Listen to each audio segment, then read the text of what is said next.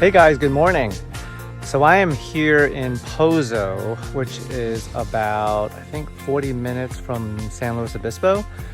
But it's a beautiful area, and there are a bunch of gravel roads here, and also really quiet, tranquil roads that I really want to check out. So this area was recommended to me by a local legend in San Luis Obispo named Eric Benson.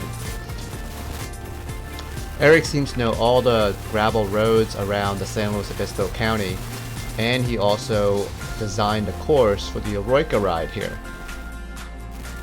So when Eric recommended that I drive to Pozo and explore from there, that seems like a pretty worthwhile trip.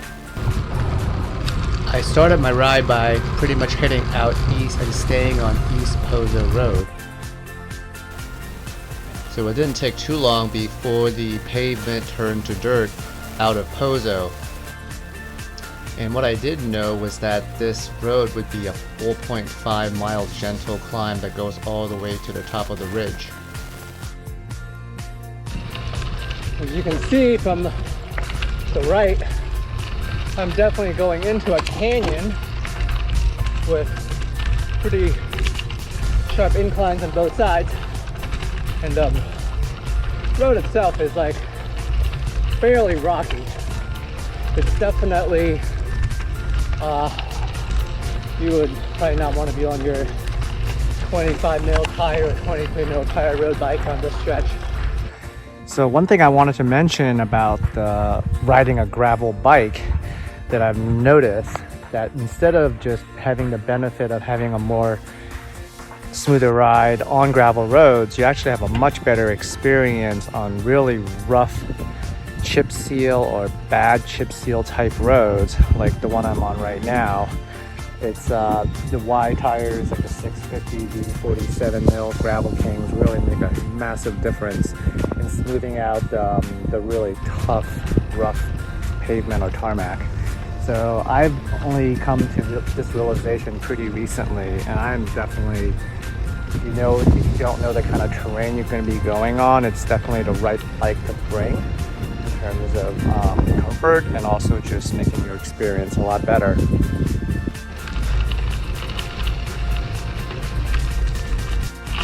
I don't know if you can see it from far away there, but the road just keeps winding around on the side of the mountain. It almost feels like this was an old railroad for maybe lumber, just because the gradient is pretty consistent. It's not super steep yet, and it's just really rocky. But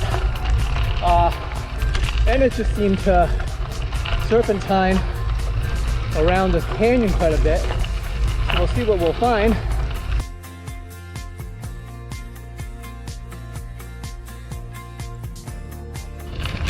So the climb's getting higher for sure. I don't know, I think like maybe 3 or 4 miles have gone by.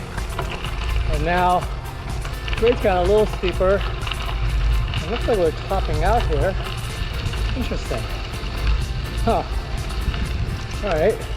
Okay, I seem to be at the top of the climb, and I'm not sure if I want to drop down to the bottom, not knowing how far it goes and where it goes.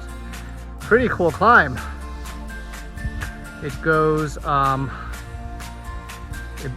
think it went for about like 5 miles, so a pretty sturdy amount, and it's all gravel, not crazy technical, not super hilly or steep, I mean. So it's definitely doable if you have, I have a 47 mil tire, so we didn't go up that road, no.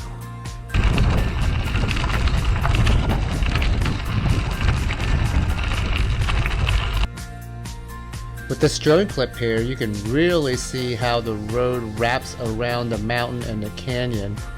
It seems to wrap around in a grade that is never above 4 or 5 or 6% maybe. So it's pretty gentle and predictable in terms of steepness. It does get pretty rocky though.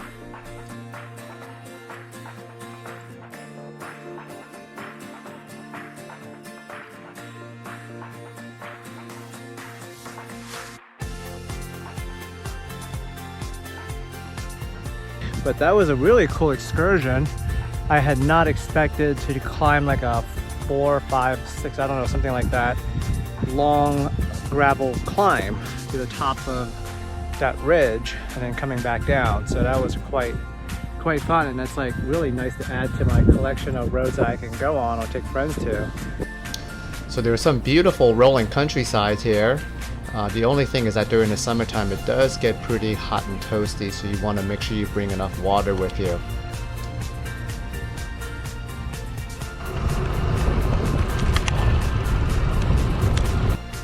As I get to the turn on Black Mountain Road, I had no idea how long the climb was going to be.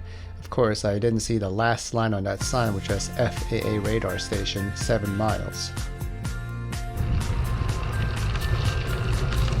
So far on Black Mountain Road, it's like this tiny little single lane with paved, almost like a trail.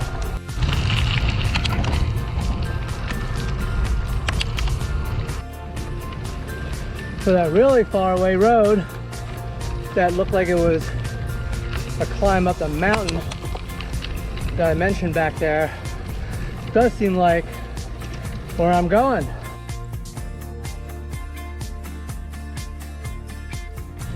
So after about 4 or 5 miles up Black Mountain Road, the road actually descends down before it goes up again. And there are quite a few of these up and down roller coaster type stretches. And obviously if you're trying to get to the top of a mountain, you're losing elevation before you actually have to add it back up. But all part of the climb. So after a short little descent in the final 2 miles to the summit, you hit literally a wall. I remember slowing to like what it felt like something like a 5-mile-an-hour crawl in my last gear and just barely torquing my pedals over. And this stretch goes for obviously quite a while, and it's definitely the most challenging part of the climb because you've already been climbing for like probably 5 miles and 6 miles.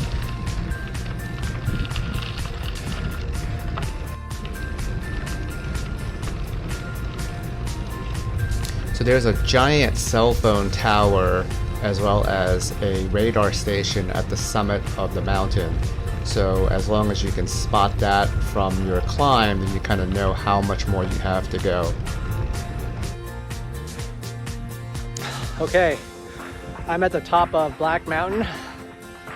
Oh man, somebody told me it was as hard as the Fig or harder. I probably would have to agree. I have to look at the mileage, how long it is. It's an insane effort for not knowing that you're going to do it in the morning, because there were some really steep pitches that I thought I was going to like pop a wheelie going up. So anyway, as you can tell, behind me is a kind of like a radio tower or for cell phone tower, and you can see why, because it's actually like you have like a panoramic view all the way to seem like the Carrizo Plains and Highway 5. So it's definitely a good high spot for a cell tower.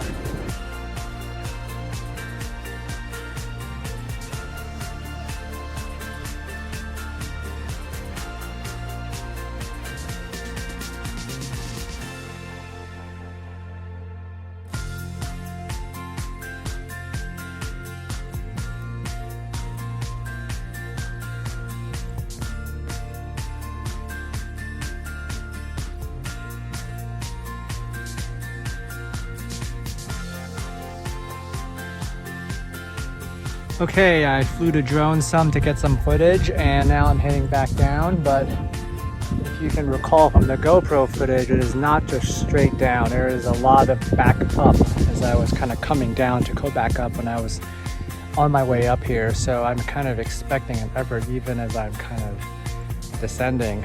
So I'm kind of out of water. My Camelback is empty. I have like maybe like a quarter bottle left from the 2 bottles I have. So well, I guess I'll just tough it out to get to the car. At least the AC will be on when I get there. So I gotta say, the view here is quite amazing, as you can tell.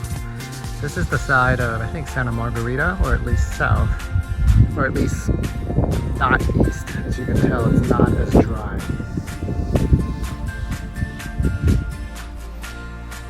So I filmed this as I was descending down Black Mountain, and I wanted to show you guys how incredibly steep this section was. You can see it from quite a ways away as I've kind of rounded this corner, and the road just literally feels like it pitched up to like 15, 16 or more percent for just almost the end of the climb there. It's definitely the most challenging part of the ride.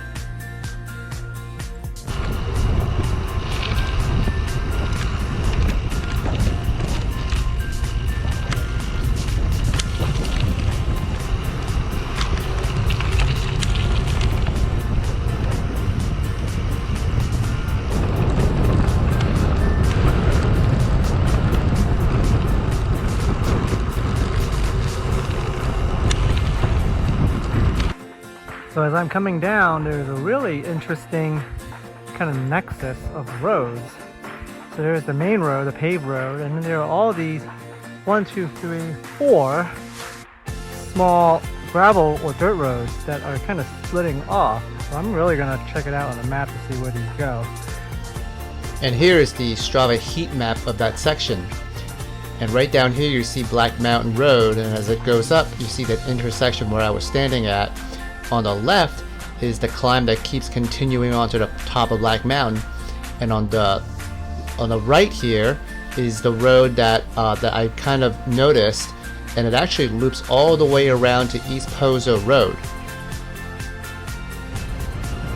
As I was descending down almost to the bottom of Black Mountain, I passed by this camping staging area.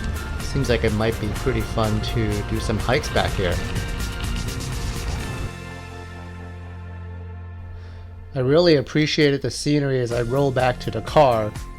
And if you guys are interested, this area is about 20 minutes east of Santa Margarita off of the 101 highway in California between San Francisco and LA.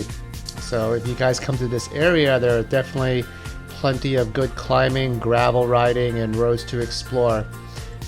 Thank you for watching, and if you enjoyed this video, please consider liking and subscribing. Thank you.